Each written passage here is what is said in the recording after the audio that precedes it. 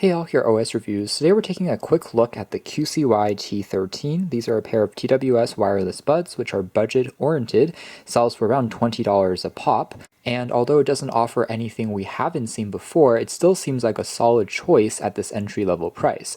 It includes a companion app, which allows you to change EQ settings as well as what the touch controls can do. Always nice to see on any pair of buds, along with the battery case getting you upwards of 40 hours when on the road, which is definitely longer than average, so this can be a bit more of an endurance champion if you're trying to travel with it, as well as fast charging, so about 5 minutes will get you up to an hour's of playback time when you pop the buds back into the case using the standard codecs like SBC and AAC, which is fair at this low price. Nor does it have some of the more advanced functions like active noise cancellation or wireless charging, but again, that's all reasonable here for the $20 price. So inside we have the buds themselves, we'll take a closer look at, spare silicone tips, a USB Type-C charging cable, as well as a quick start guide that also includes a QR code for downloading the companion app. Now, if you're unfamiliar, QCY has been in the wireless headphone space for a while now. They're based out of Shenzhen, China, but they were actually one of the first companies that jumped onto this trend. And especially in those early days, they were pretty popular as the market here was still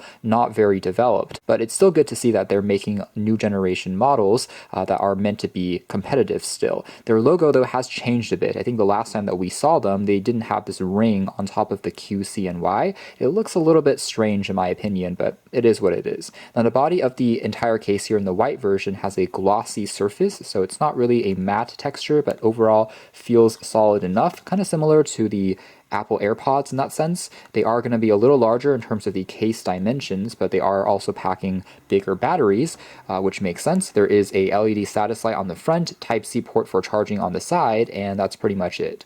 Here's what the buds looks like when you open up the lid, and it stays in place pretty well. The buds are magnetic. They're pretty easy to just pop in to quickly charge up. And there's also a pair button that you can tap on for the first time when you're setting things up. Overall, despite the budget price, they don't feel too cheap in terms of construction. Now, if we take a closer look at these buds, they are continuing the trend of the glossy surface, and they have just a touch control on the front here, which is pretty responsive next to the aforementioned real AirPods. When it comes to the size of the stem, you can see that these are going to be a little bit shorter, but they still have a bit of an arm that sticks out.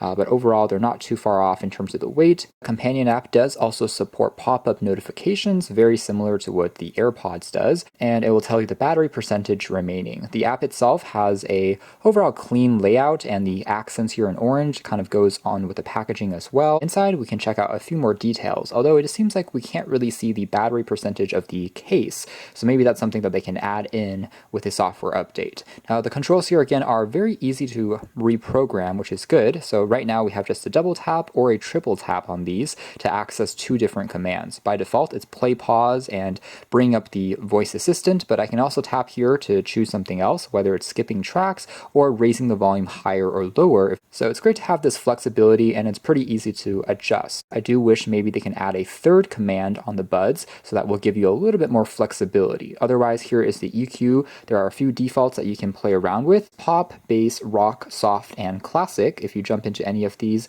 they will definitely make a difference on the sound, just emphasizing different elements such as the bass versus the trebles and mids a little bit more. And you can see this visualized a little bit better just by playing around with the more advanced settings. There's also a default one, which is more balanced, and then a custom one that you can use by tweaking the frequencies yourself if you want to go into that level of details. You can also find the headset by tapping on search, and this will actually ring a sound on the buds themselves, but it is fairly quiet. It gets gradually a little bit louder.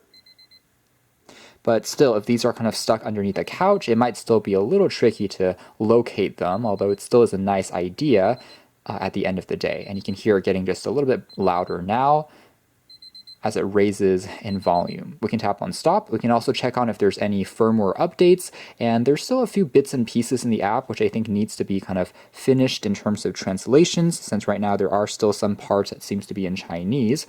But for what it still is clean enough and gets you the essentials when it comes to looking at the battery, as well as changing the aforementioned EQ and touch controls. When it comes to performance and audio quality, the T13s generally don't disappoint despite the low price. I found them to have better clarity than the aforementioned Redmi AirDots. These have almost no hints of any distortion or static in the background, so aside from the music, you won't hear any hissing or humming, which is great. They offer a nice dynamic sound with plenty of bass, so you can definitely enjoy the lower frequencies, the drum kicks. Overall, these are great when it comes to just wearing casually, working out, or even when you're commuting with them. Makes the music sound lively, they get plenty loud, and it's quite easy to just get sucked into what you're listening to. Of course, at the end of the day, they still aren't going to be audiophile grade, so arguably they don't have the most natural sound, and it might have a few more details when it comes to vocals and treble that more expensive buds can squeeze out even more, but for what it is, for the price, I think they're doing a pretty good job. Ultimately though, they are very bare bones. In fact, we don't even get a low latency gaming mode on here, so if you're trying to do the most demanding high frame rate gaming, this might not be the best choice for you, although they are generally good enough for watching videos, whether it's on YouTube or Netflix. It still stayed in sync pretty well. You can use them in either mono or stereo mode, no problems there, and also things like just listening to music, of course, doesn't have any issues. I found them to be pretty snug and didn't have any dropped connections. So that's more or less it as far as our quick hands-on look at the QCY T13. Pretty much the rock bottom bargain priced buds, and surprisingly here in 2021 they really aren't shabby anymore. They're not going to pack every feature under the sun, but if all you need is something simple for listening to music and overall doing a decent job without really spending too much money, these are actually a pretty solid pair of budget buds. Thanks for watching here at OS Reviews. You can check out more details in the links below if interested. That's been the QCY T13.